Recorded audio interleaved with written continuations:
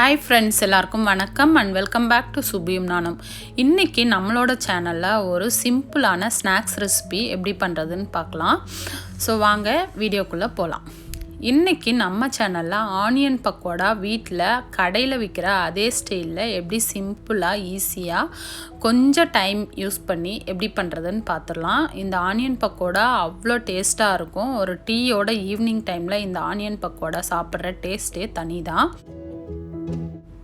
So இந்த சூப்பரான onion pakoda பண்ணுறதுக்கு 2 பெரிய சைஸ் வெங்காயம் இந்த மாதிரி ஃபைனாக கட் பண்ணி வச்சுருக்கேன். ஸோ இதில் நான் 1/2 ஸ்பூன் சோம்பு, அதுக்கப்புறம் ஒரு பெரிய சைஸ் அளவு இஞ்சி சின்ன சின்னதாக கட் பண்ணி வச்சுருக்கேன், அதையும் இதில் ஆட் பண்ணிக்கலாம். அடுத்தது ஒரு 10 பல் பூண்டு தோலோட அப்படியே ஃப்ரெஷ்ஷாக இடித்து வச்சுருக்கேன், அதையும் இதில் ஆட் பண்ணிக்கோங்க. அதுக்கடுத்தது 2 பச்சை மிளகாய், அதுக்கடுத்தது 1/2 ஸ்பூன் பெருங்காயம், அதுக்கடுத்தது தேவையான அளவு உப்பு நீங்கள் இதில் ஆட் பண்ணிக்கோங்க.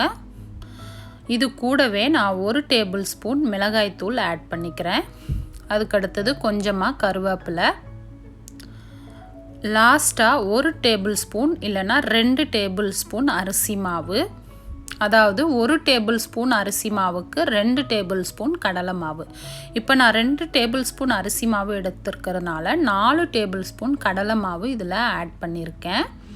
ஸோ ஆட் பண்ணிவிட்டு இது எல்லாமே சேர்த்து இந்த வெங்காயத்தோடு நல்லா மிக்ஸ் ஆகிற மாதிரி மிக்ஸ் பண்ணி வச்சுருங்க. தண்ணி எதுவுமே ஆட் பண்ண வேண்டாம். இந்த மாதிரி மிக்ஸ் பண்ணதுக்கப்புறம் 1 டேபிள் ஸ்பூன் எண்ணெய் ஆட் பண்ணிக்கலாம். ஸோ நீங்கள் வெங்காயம் எந்த அளவுக்கு எடுக்கிறீங்களோ அந்த அளவுக்கு கடலை மாவும் அரிசி மாவும் ஆட் பண்ணிக்கோங்க. ஸோ இப்போ பாருங்கள், எண்ணெய் ஆட் பண்ணி நம்ம இப்படி பிசைஞ்சாலே இந்த பதத்தில் நமக்கு கிடச்சிரும். பாருங்கள், நல்லா பிசைஞ்சு வச்சாச்சு. இப்போ எண்ணெய் நல்லா சூடாக இருக்குது. ஒரு பேனில் எண்ணெய் நல்லா சூடாக வச்சுருக்கோம் ஸ்டவ்வில். இதில் நம்ம இந்த மிக்சரை இந்த மாதிரி நல்லா கொஞ்சம் க்ரஷ் பண்ணி போட்டிங்க அப்படின்னா சின்ன சின்ன துண்டாக வந்து நமக்கு பேனில் விழுந்துடும்.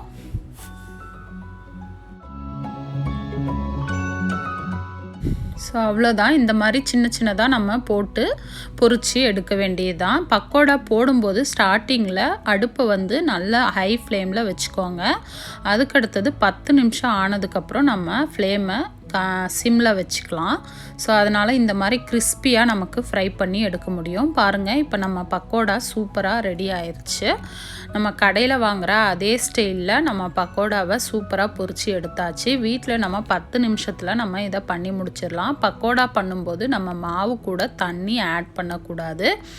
அந்த வெங்காயத்தில் இருக்கிற தண்ணியே அதுக்கு கரெக்டாக இருக்கும். அப்போ தான் நல்ல டேஸ்ட்டாகவும் கிறிஸ்பியாகவும் வரும்.